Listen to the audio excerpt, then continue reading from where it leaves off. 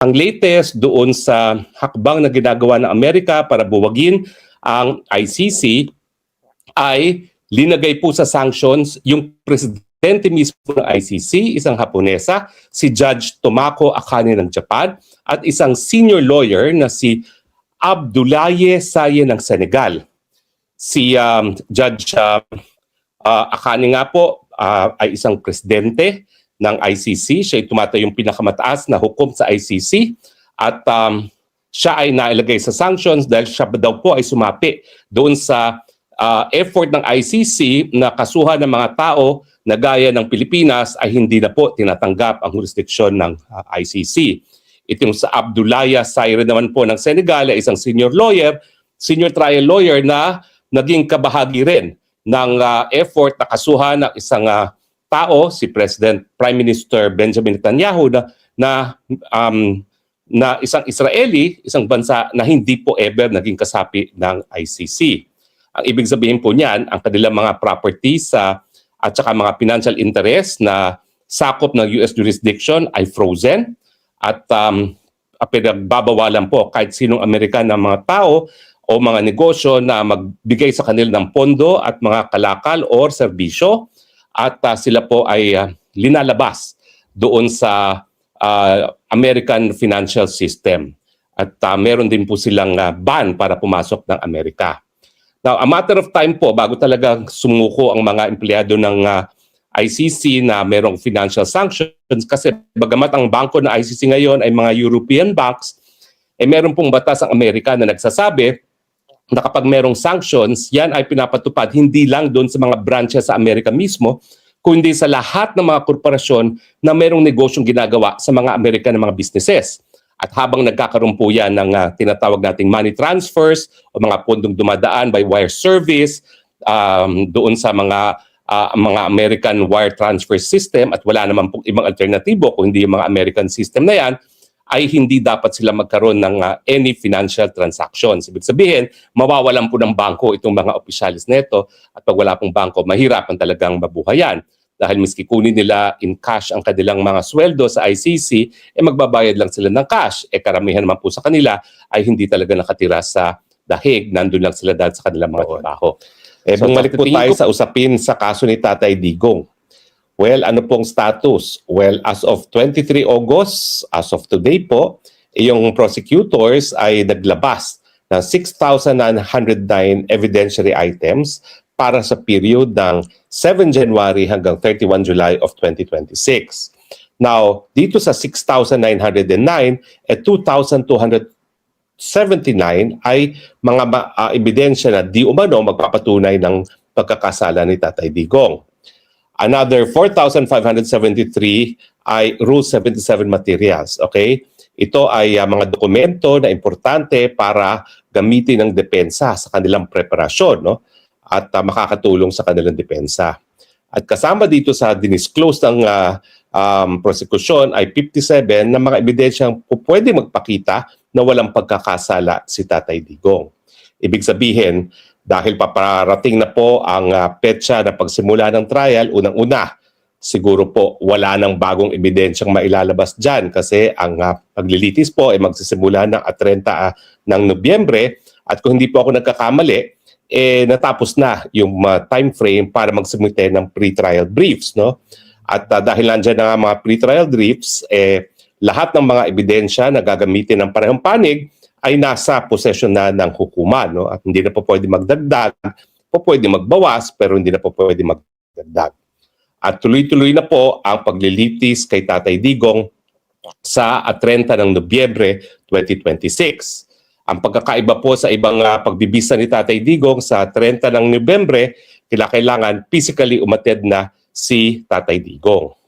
Marami nagsasabi sa akin, ano bang tingin mo sa kaso? Well, ako po, ang tingin ko sa kaso, mas malakas ngayon yung probability na baka pakinggan ng hukuman, lalong-lalo na yung presiding judge ng trial chamber ay medyo may edad na rin, si Judge Carver, yung sinasabi ni Tatay Digong na baka hindi na niya kayang humarap sa paglilitis. Ang huling aking balita po ay hindi na niya maalala kung sino talaga yung abogado niya. No? So kapag siya ay nag-attend ng pagbibista, tatanungin siya kung sino abogado niya, baka mamaya hindi maalala ni Tatay Digong kung sino abogado niya At yan ay magiging patunay na hindi na niya kakayaning tumuloy pa sa paglilitis. Kasi kung hindi niya maalala kung sino ang abogado niya, paano niya malalaman kung ano yung mga ebidensya na pwede niyang gamitin para depensahin ng kanyang mga sarili.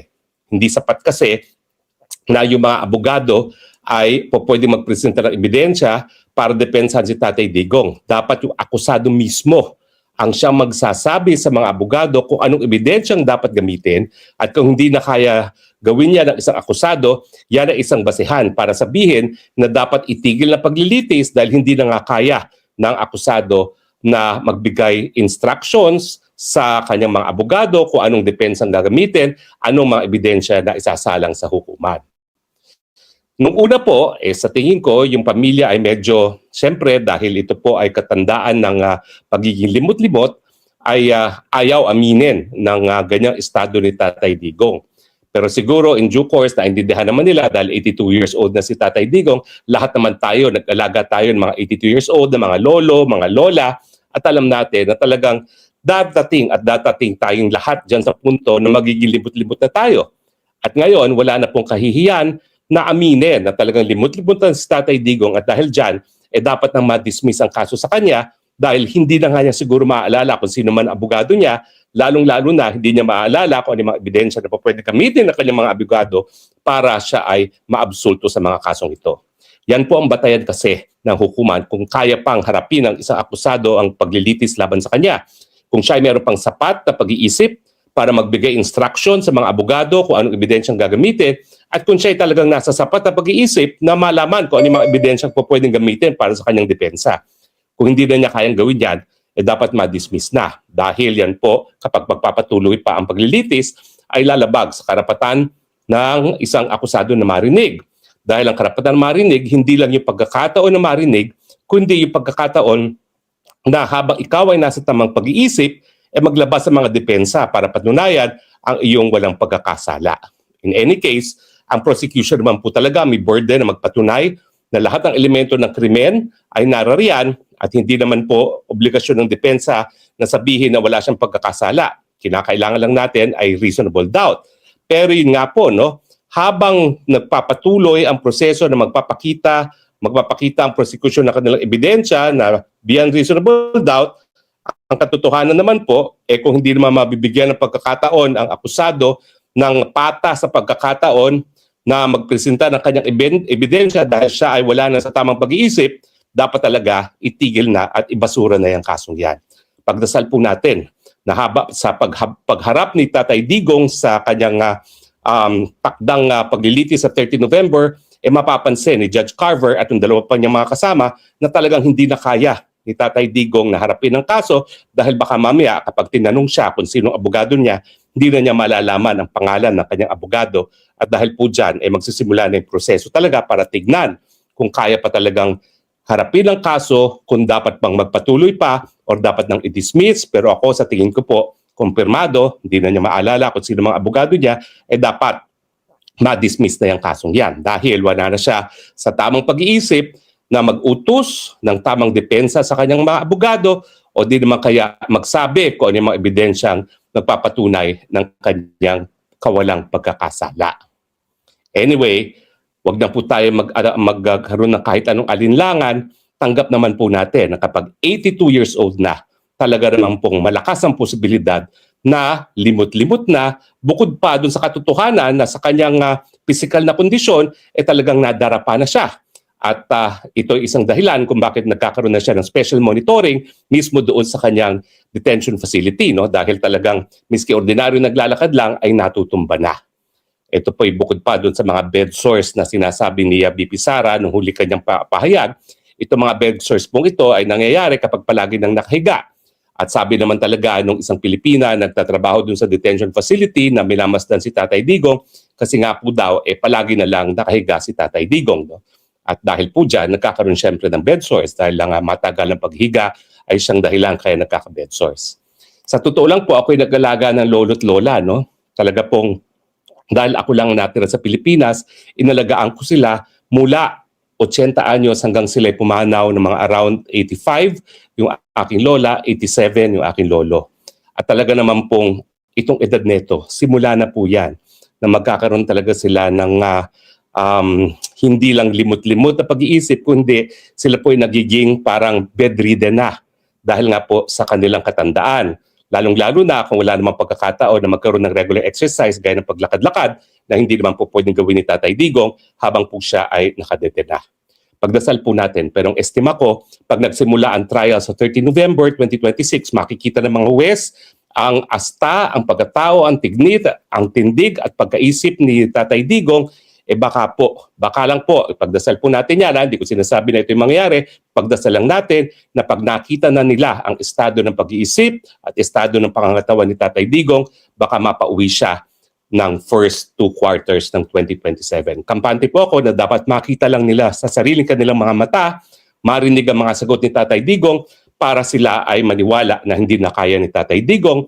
Ito ay bukod pa dun sa regular medical examinations and psychological examinations na pinag-utos na rin ng hukuman. Dahil nga po si Judge Carver bilang isang senior judge, medyo meron na ring edad, ay nakakaintindi sa kalagayan ni Tatay Digong. Hari nawa, pagdasal po natin para makauwi na po si Tatay Digong. Pag-usapan din po natin na ang latest doon sa hakbang na ginagawa ng Amerika para buwagin ang ICC ay linagay po sa sanctions yung presidente mismo ng ICC, isang Haponesa, si Judge Tomoko Akane ng Japan, at isang senior lawyer na si Abdoulaye Saye ng Senegal. Si Judge Akane nga po ay isang presidente ng ICC. Siya ay tumatayong pinakamataas na hukom sa ICC at siya ay nailagay sa sanctions dahil siya daw po ay sumapi doon sa effort ng ICC na kasuhan ng mga tao na gaya ng Pilipinas ay hindi na po tinatanggap ang jurisdiksyon ng ICC. Itong sa Abdoulaye Saye naman po ng Senegal ay isang senior trial lawyer na naging kabahagi rin ng effort na kasuhan ng isang tao, si Prime Minister Benjamin Netanyahu na isang Israeli, isang bansa na hindi po ever naging kasapi ng ICC. Ang ibig sabihin po niyan, ang kanilang mga properties at saka mga financial interest na sakop ng US jurisdiction ay frozen at pinagbabawalan po kahit sinong Amerikan na mga tao o mga negosyo na magbigay sa kanila ng pondo at mga kalakal or serbisyo. At sila po ay linalabas doon sa American financial system. At meron din po silang ban para pumasok ng Amerika. Now, a matter of time po bago talaga sumuko ang mga empleyado ng ICC na merong financial sanctions kasi bagamat ang bangko ng ICC ngayon ay mga European banks, meron pong batas ang Amerika na nagsasabi na kapag merong sanctions, yan ay pinapatupad hindi lang doon sa mga branches sa Amerika mismo, kundi sa lahat ng mga korporasyon na merong negosyong ginagawa sa mga Amerika ng mga businesses. At habang nagkakaroon po yan ng tinatawag nating money transfers o mga pondong dumadaan by wire service doon sa mga American wire transfer system at wala naman pong ibang alternatibo kung hindi yung mga American system na yan, ay hindi dapat sila magkaroon ng any financial transactions. Ibig sabihin, mawawalan po ng bangko itong mga opisyalis nito at pag wala pong bangko, mahirapan talagang mabuhayan. Dahil miski kunin nila in cash ang kanilang mga sweldo sa ICC, magbabayad lang sila ng cash. Karamihan naman po sa kanila ay hindi talaga nakatira sa dahig, nandun lang sila dahil sa kanilang mga trabaho. So sa tingin ko po, bukod pa doon sa paparating na pagliliti si Tatay Digong kung saan magkakaroon ng pagkakataon ng hukuman na tignan mismo ang kalagayan ni Tatay Digong sa kanyang pisikal na kalusugan at kanyang mental na kondisyon, ayan na po, napapabilis na po parte ang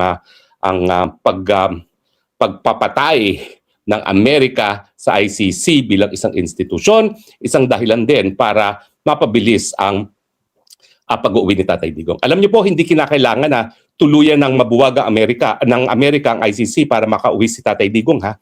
Sapat na po siguro kung gagamitin ng ICC si Tatay Digong bilang ehemplo na kinikilala nila ang pagkakamali nila na sila ay nagpupumilit na mag-exercise ng jurisdiction gayong ang Pilipinas ay bumitiw na sa ICC jurisdiction.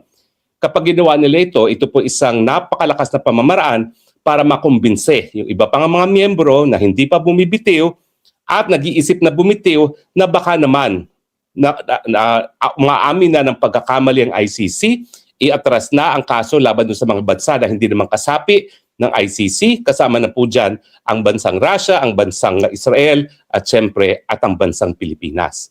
Kung ako naman ay estado na kabahagi ng ICC at nais ko pa talaga mabuhay ang ICC, gagawin ko na yan. Iatras ang kaso laban kay Netanyahu, laban kay Vladimir Putin at laban kay Duterte, kesa naman tuluyang mabuwag ang hukuman, dahil mas mabuti na nga na meron tayong hukuman na matatakbuhan ang mga biktima ng mga pinakakarumal-dumal na mga krimen kapag wala na pong lokal na hukuman na pwedeng magbigay ng katarungan. Pero gaya nga po ng Pilipinas, hindi naman po saradong mahukuman. Lahat na nagsasabi na sila di umano naging biktima ni Duterte, pwede naman po silang maghain ng kaso sa Pilipinas.